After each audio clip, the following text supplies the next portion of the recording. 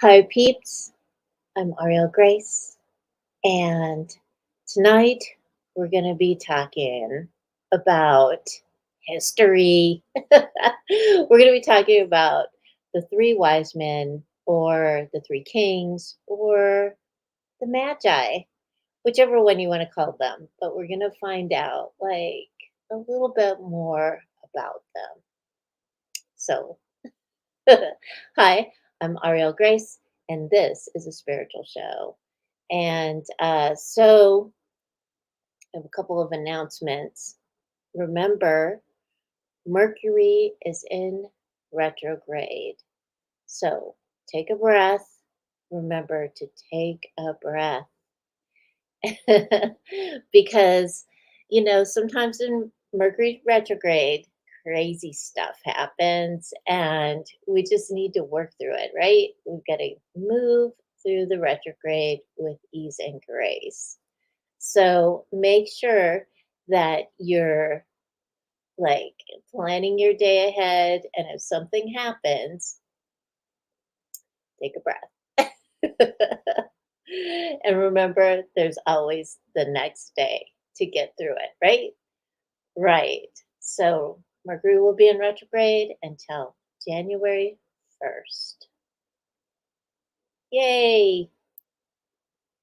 Right? Okay. So for those of you who are World Awake members that watch the show, please go check out our new website at www.world-awake.us. Check it out. Let me know what you think, okay? Because we're still working on it. We're still making it great.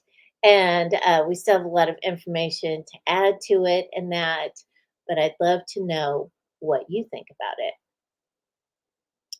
You never know what could happen, right? Right. Okay. So, everybody's getting ready for the holiday season. It's going to be very fun for everybody. That's what we have to keep saying. And I am going to give some angel messages at the after we talk about the three magi, because they had a lot of things to say. So it'll be very fun for them and you too. I'll explain some of them because when they were giving me the messages, I was like, "What are you talking about?" But I wrote all of them out. Um, and then I looked at them and said, hmm. So if you have questions about them, please put them in the comments. But now we're going to start with the three kings, or three wise men and three magi. So history is one of my hobbies. And actually right now I'm planning a historical fictional book. And so I'm doing the outlines for it. It's a series, but I'm trying to figure out where I'm going to start in history with it. So sometimes I run up against some crazy stuff for history. And this is one of the things that I found out about while I was looking in the different eras, trying to figure out where I was going to start this book. And I thought, oh, okay, let's do this next week because this will be very fun for everyone to find out about the three magi and how that came to how the whole story went down, historically speaking. Okay, so first of all, we hear about the three. Hey, Rebecca. We hear about the three kings through Matthew. All right. And that is the only book that the three kings actually show up in is Matthew. And Matthew kind of stretches the truth a little bit about things. He does. And I thought it was kind of funny. But I posted this video on my Facebook page. So if you want to go back and look at this video that I stumbled upon, check it out. He really has some good information there. So I'm just going to kind of squish it down. But when I do my blog, I am going to add the link to this video, which I found just so really cool. So they are the three kings, the three wise men, and the three magi. All right. So they kind of evolve from the three magi. And so who were they? All right. First of all, let's talk about Herod. Because, Herod was the ruler at the time. And, because he was a ruler and he was actually ruling as um, like adjunct to Rome, right? So Rome claimed that area, and Herod was their man, okay? And because he was their man, um, Roman people or the Romans really loved to write down everything that they did, right? They had scribes for writing down even daily stuff, like what they did daily. And Herod was a big builder. He like built a lot of stuff. He even built a port there. And um so he had scribes, and the scribes were always writing down the stuff that he did. All right. Now, if three kings came to visit Herod, there would have been a recording of that. Like somebody would have written about it, and everybody on the planet would have known about it because three kings, wow, you know, coming to visit you. Holy cow, that's a big thing. And people would have been getting ready for it for a long time, right? So they can honor these kings. All right. So it would have been a huge thing for Herod to brag about, but nothing in his history has been written about three kings come to visit him. Not a thing. And there's nothing written in his history about three people coming to see him about looking for, you know, the Messiah. Nothing. All right. So he also did not put the order out to murder a whole bunch of baby boys because, again, it's not written in his chronicles at all. There's nothing there about that. So Matthew kind of, twisted the truth a little bit. Now, I'm not saying that Herod was a nice guy because he really wasn't. He was a jerk. And he was a ruthless politician. Um, Remember, it was under Rome. He ruled under Rome, and he ruled during Julius Caesar's lifetime. That gives you an idea of like how probably gross it was, right? Because the Romans were out there conquering things. All right. So, and the Romans, again, were really big about writing their histories, like all the bragging stuff. So, um, so now that we've got Herod down, let's look back at the beginning of Christianity. So there are about 200 to 300 years between the time Jesus died and before the Christians started making big moves. Hey, Joanne. So there came to a point around 300 years after Jesus died, or Yeshua, and Constantine was ruling at the time, and he was coming up against the pagans and the Christians who were trying to kill each other, you know, because everybody has a better religion than the other person, right? Right. Okay. So Constantine calls the Council of Nicaea. Everybody gets together. Everybody decides on Jesus and his family's divinity, and all the holidays are overlapped. Basically, you can go back and look at it. In fact, look it up, Council of Nicaea. You'll see that what happened, what went down there. It was pretty interesting. Hey, Bonnie. So during that time, that's when they started the story of the kings. That's when the Magi, the wise men, became kings. Okay, through Matthew's book. All right. So the Christians like the term three kings because they didn't want anybody, like kind of messing up things with that whole magi thing, because the magi, that is like magi magic. They didn't want none of that connected to their religion, right? So that's why they had to change it over to kings. We'll talk about it in a minute. So here's the other thing is astrologers and astronomers, which were the same thing back in the day.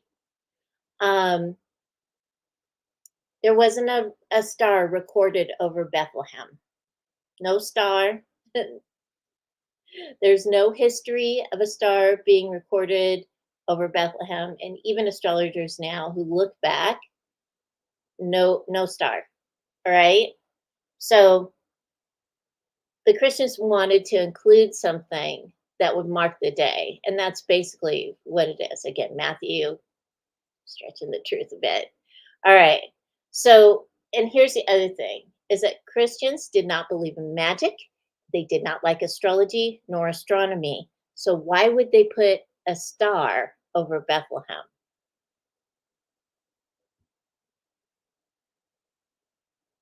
Right? Okay. So let's go back in history to come up with a hypothesis of who the three kings, three wise men, or the three magi were. You're gonna love this because when I was listening to it, I was like, wait, what? I had to listen to it a couple times so I could understand what he was talking about. But the word magic, all right, traveling through Latin and Greek, is derived from the old Persian word magus, which is the name for a priestly caste into which the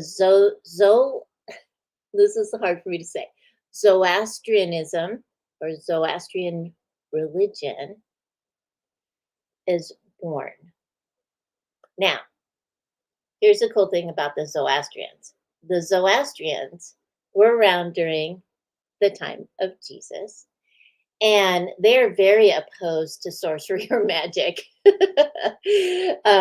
The word in English derived largely from the Western association of Persia with astrology and astronomy, which were derived from the religion of the Babylonians. And you can check out like who were the magi. So here are these magi who are actually priests, all right, not kings. They did not study astrology. They were very religious men. Okay, so they are very pious, you know, and they're very good too. They're very peaceful people, and so they were Persian. All right, so they were men who were very spiritual and religious, and happened upon a small family and gave precious gifts of frankincense, myrrh, and gold. Why? Because their religion is a promoter of peace and harmony and love. What did Jesus say? Peace, harmony, and love. That's what he's all about, right? Love. Okay.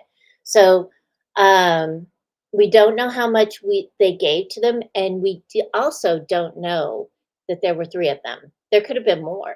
They could have there could have been like 20 of them, right?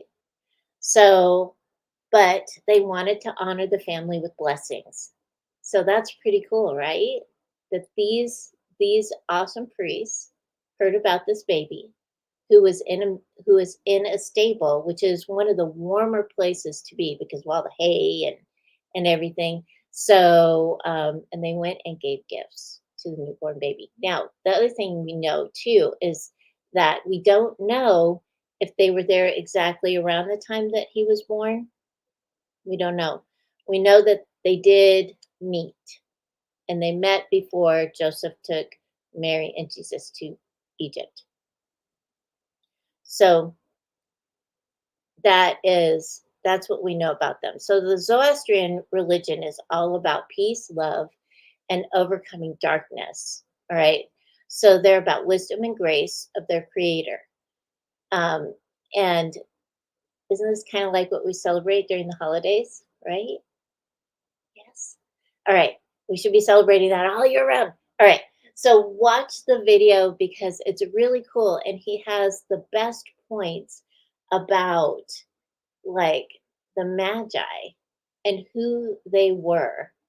And if you look at some of the other videos too, he's got some great things that he talks about. And this is actually like a Jewish Bible class, which is awesome. So I just thought it was pretty cool that I found out about it. So go check out the video and you'll see it comes out of Canada. So you'll be able to like hear the questions and answers and all that good stuff. There's a lot of really good questions about it. All right. So I thought before Christmas I would ask the Archeia, the divine compliments of the archangels. I'm a trans channel for them. And I was just like, hey, you got some messages? Because, usually this time of year, we do give messages for everyone. It's like kind of like my Christmas present for everybody. And so, for those of you who don't know, I channel the Archeia. They're the divine complements of the archangels. And Hope, Archeia Hope, is a divine complement of the archangel Gabriel. They are the messengers, or they are in charge of the messenger angels because there's lots of messenger angels all over the place. So, when you receive a message from an angel, it's usually one of them. So Hope, because she's so chatty and she is a messenger, I said, hey, send me some messages so I can share them with everyone. She was like, I could feel her all week going, oh, we could talk about this. So I've been scribbling notes on sticky notes all week. And I finally got them in order tonight. And I asked her to like if these were all the messages that the Archeia had for us. And she was like, pretty much, yeah. So I believe that she'll probably have some more messages for like later on, like during the next year and that. So, and the feeling that I got from her when she started her messaging was everybody hold on to your seats. Hey, Sandy, hold on to your seats because the next decade is going to be a whirlwind of all kinds of fun stuff. So, and some stuff maybe won't be too fun while we're going through it, but once we get through it, we'll be rocking it. Okay.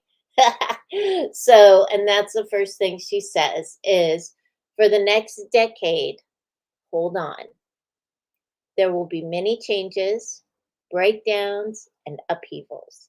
In the end, you'll look back and say to yourself, I understand. So let's break this down, okay? So she talks about the United States a lot because, well, we live in the United States, and I only have a couple of people from England that actually watch these videos, and I think it probably will pertain to them as well. So we ask that you take an active role in your life. You make decisions according to your truth, your heart. Faith says the changes happening in the United States is a clearing process of your government. Many of the people who lead your government are leaving to make room for the new, the ones who are ready to make positive change for your country. Do what you can to promote and support them.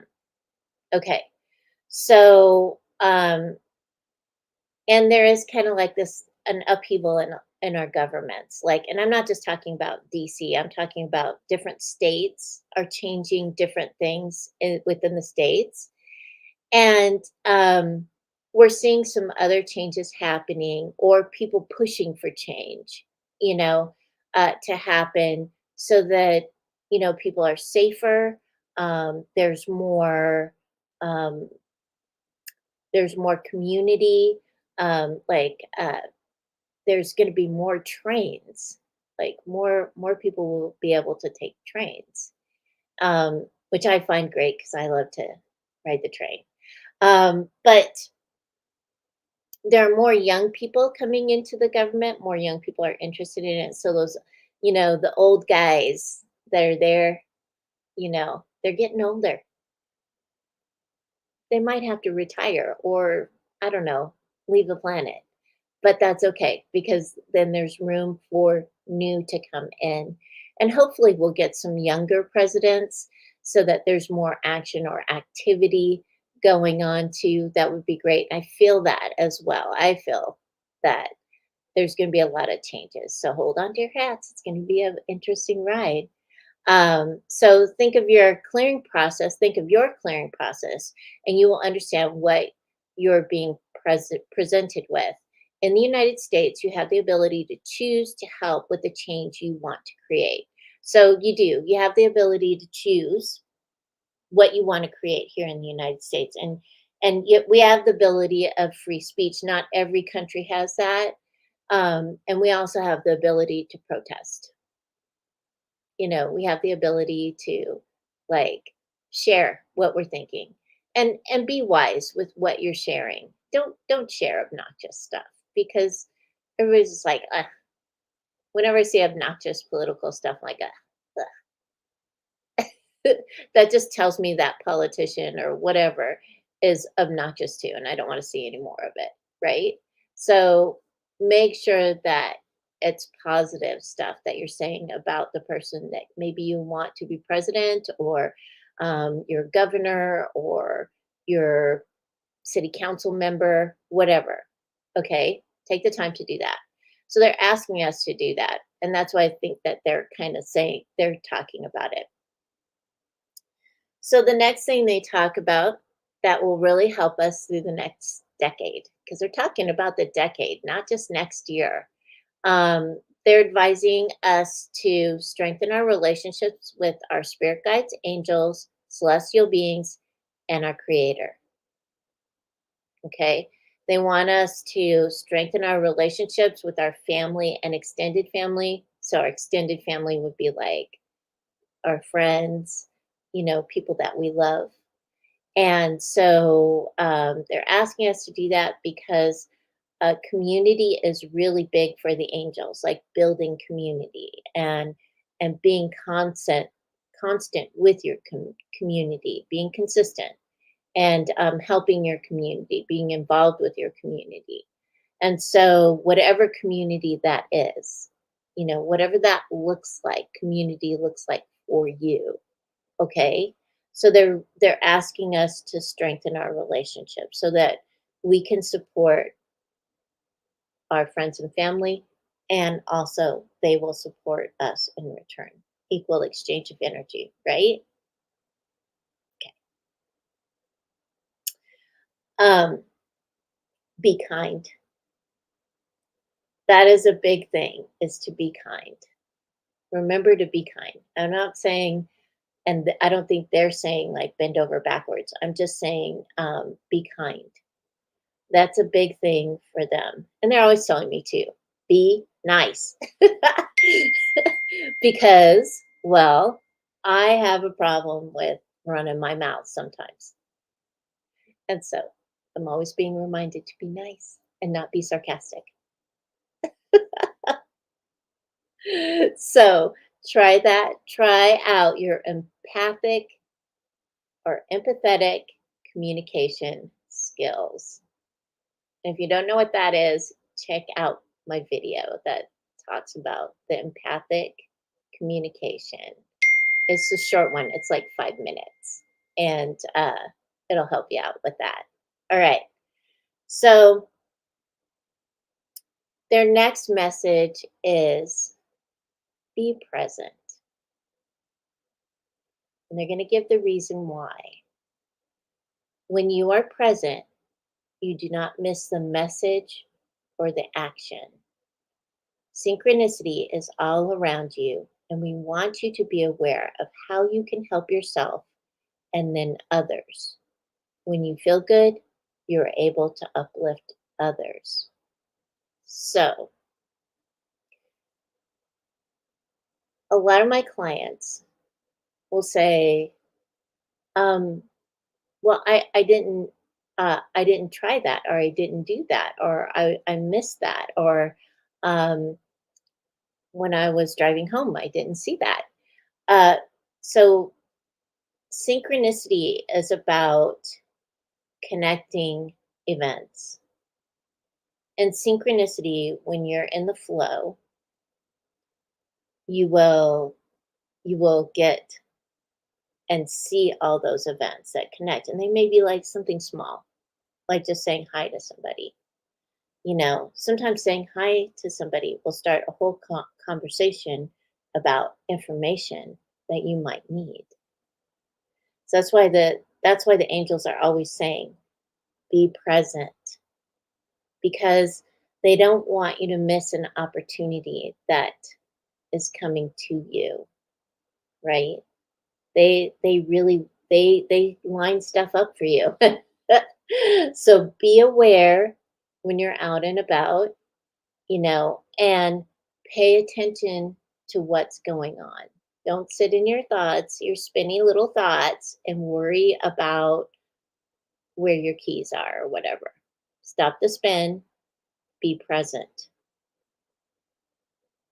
Okay?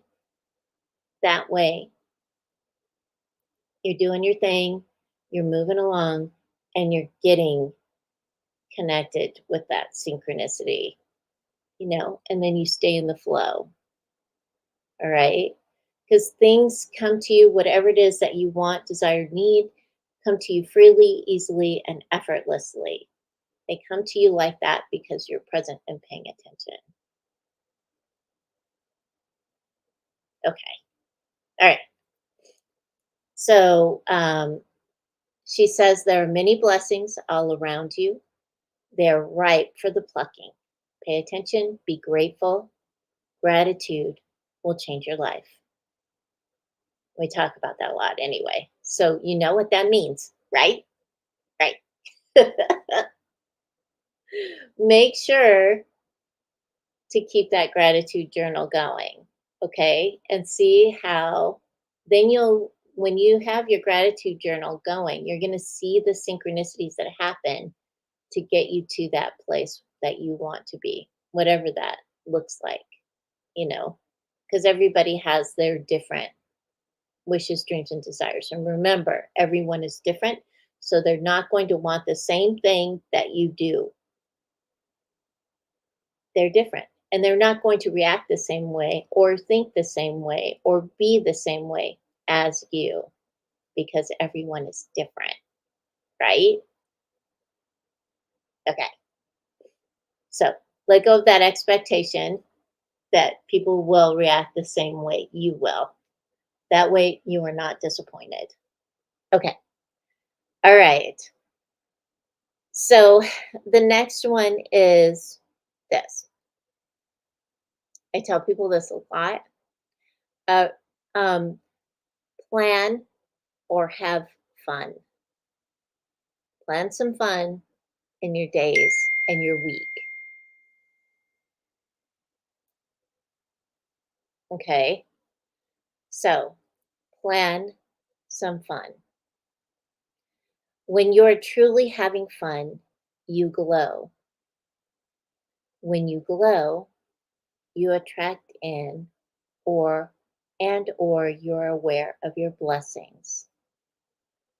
So have fun. You're uplifted. Your vibration is high, right? When you're having fun, you're smiling. It's great. Hey, mom. And that's why I'm always saying, like, I'll tell people all the time, go get your toenails done.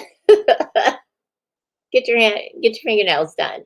Um, go for a run, go for a walk, do something fun because it's uplifting and it raises your resonance and it keeps you open to receive and aware of when it comes in, right?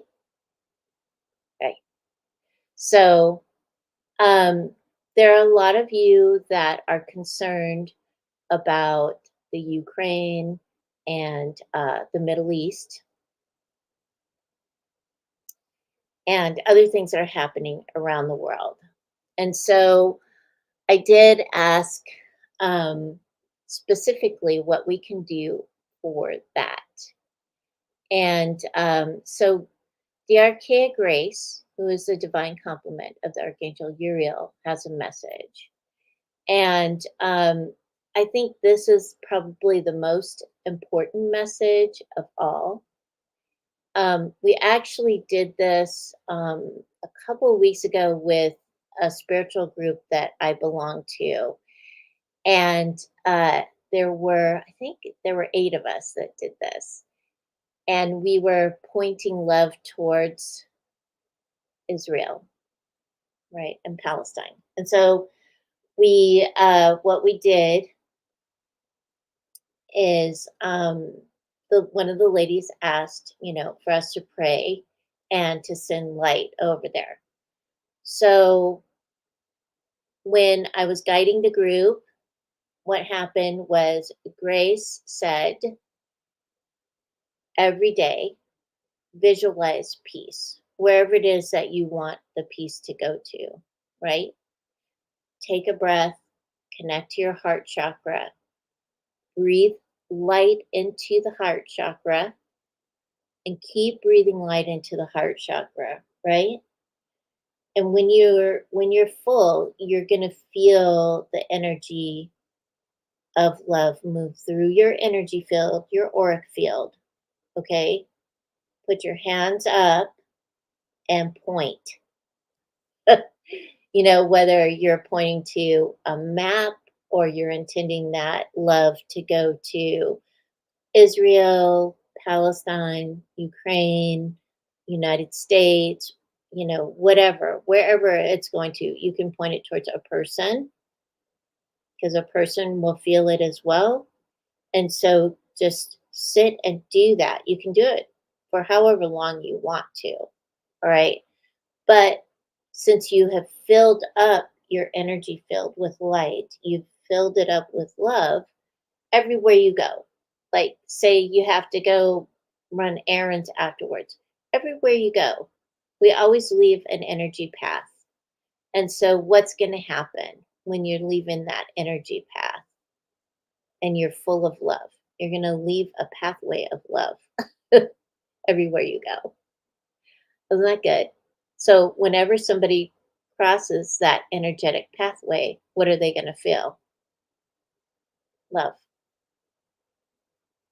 So, not only are you loving yourself by doing that and creating that love for yourself and uplifting yourself and creating peace wherever you're pointing at, but you're also leaving a trail of it wherever you go. And people will cross that and feel that too. So, what a great gift we can give to ourselves and others, right? And so, when you take that breath and you fill yourself up like that, you fill the heart chakra, you fill up your energy field, it helps you and other people that you're connected to and whoever you're pointing it to, right? Okay. All right. So, um, and that is their messages. The message that I received mostly from the angels is just be the best person that you can be, whatever that looks like.